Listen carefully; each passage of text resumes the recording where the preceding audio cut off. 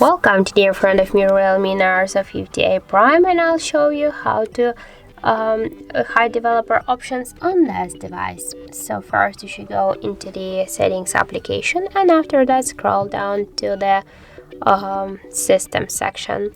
Here you'll see the developer options. Just click once here, and just to hide them you should click on this switcher to turn it off, and just tap here to restart.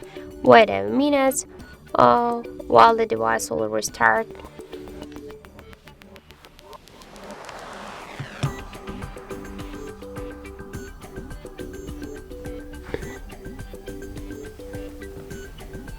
And after that, just turn on your device here, press the power button for a couple of seconds.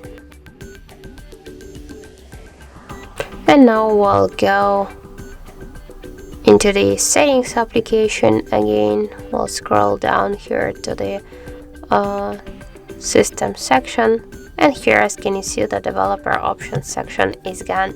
So that's it. Thank you for watching, and if you find this video helpful, don't forget to leave a like, comment and to subscribe our channel.